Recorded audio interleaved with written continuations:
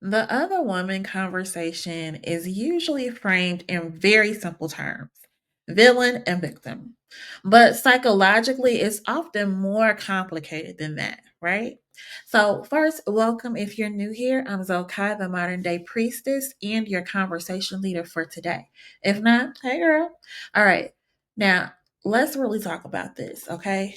There's going to be no judgment because I have been every girl on every side. I have been cheated on and I have been the one that they were cheating with. I've been Shirley and Barbara. So we're not going to judge. We're just going to have a conversation about what's going on because there's what it looks like and then there's what's actually happening underneath it all. So, first, let's talk about the emotional validation for some. Some people don't like to admit it, right? That sometimes it's not even about the relationship, but sometimes it's about how the attention feels. Because when someone chooses you, especially in a situation where they technically should not be choosing you or choosing anybody but the one they chose in the first place, it can feel powerful, right?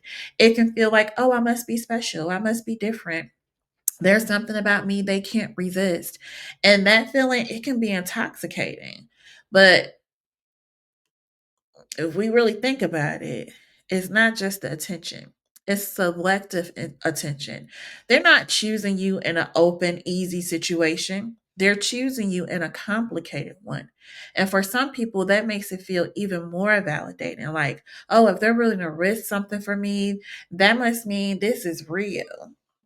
Those are okay, a little bit judgment here. Those are the delusional women, girls. Y'all, that's not real. But when attention isn't always the same as intention, that's when it's like you need to pay attention. Just because they're paying you attention, what are the intentions to them paying you attention? That was a lot to get out. All right. And if someone already has a part of them that craves validation, which I find a lot of us women today have this for various reasons. We want validation in so many different ways for so many different things. And it's really sad to me. But anyway, that attention can start to feel something, right? And then it can feel like confidence or importance, desirability. And now the situation becomes less about logic, but more about how it makes them feel about themselves. So then number two, we have like that fantasy dynamic. And these types of connections don't exist in real life. They exist in a bubble where there's no bills, no responsibilities, no routine, no everyday stress, just, those moments and those cute little random messages and the meetups and the secrecy of it all. And because of that, the connection feels elevated. It feels intense. It feels different. But listen, here's the truth, okay? You are not experiencing that whole person. You are really only experiencing a version of them, a curated version at that, a convenient version, and a version that's only going to show up when it feels good. I remember there used to be women in my first marriage that would talk to me about, oh, they can get my man and they're going to have him and they're going to do this and that. They're going to take him from me. And I'm like, baby, have at it.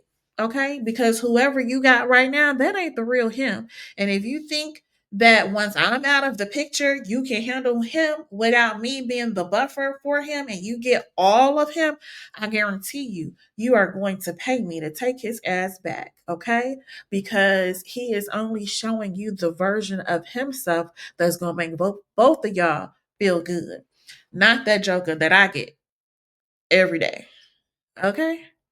And that's just the truth. And it's no shade to him because, whatever, we cool, what up. But that's the truth of the situation, right? Fantasy feels deeper than reality until reality shows up. And in real relationships, you get to see everything, right? You see those bad moves, the stress, the inconsistency, the habits.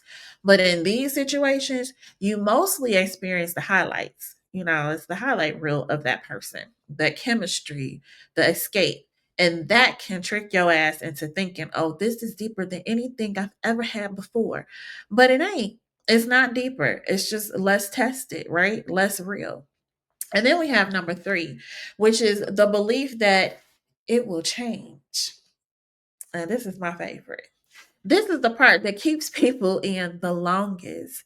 The belief that it's going to turn into something real. And usually it sounds like, oh, he's going to leave. Oh, it's complicated right now. Or they're basically already done. They ain't. Nope. And then here's the thing, right? Sometimes people aren't lying. Sometimes they might genuinely believe things will change, but belief doesn't equal action. It just don't, right? People don't stay stuck because they don't see reality. They stay because they are invested in a future version of it. You're not just attached to what's happening, but you're attached to what you think is coming. And that future becomes the reason that you stay, because leaving is going to mean letting go of the possibility of that relationship, letting go of the story that you like to tell, letting go of what you've been holding on to. But most situations don't evolve, they just repeat. And if something hasn't changed in a long time, that's the pattern, boo. Okay, so number four is the emotional cost. And this is the part that we don't ever think about. We skip over when we get into these situations, except for one situation I was in where I was the other woman and I didn't give a damn about none of it. I didn't give a damn about him, the cost. Hell, I probably didn't even give a damn about myself at that point. I just wanted what I was getting from that connection. Okay. Nothing else mattered to me. Please don't be like that. Okay. I was very young. Y'all know the spiel. Okay. That's not who your girl is today. All right. But this the part that we don't feel at first, but over time it's gonna show up. And at first it might feel exciting, because it feels like, oh, this is different. This is a intense feeling that I love. It's special. But slowly something starts to shift, because even if nobody says it out loud, you know your position.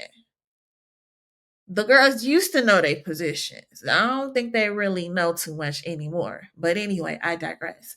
But when you can't call freely, when you gotta wait, when you're not the priority.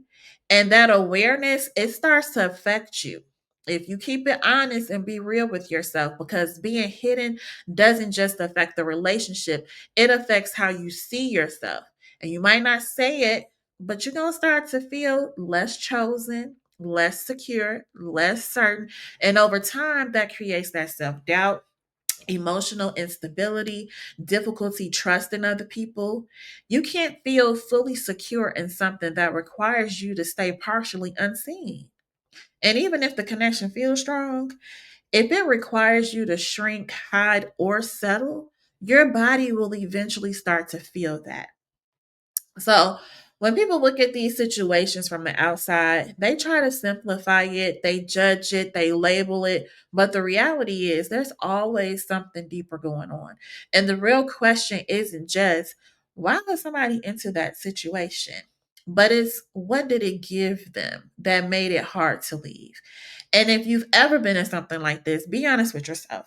What part of you was being fed? And what part of you was slowly being depleted?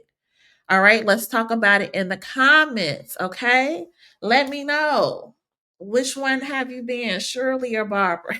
I'm just playing. But go ahead and let me know in the comments your thoughts about this so we can continue the conversation into the next episode. I'll see you guys next time.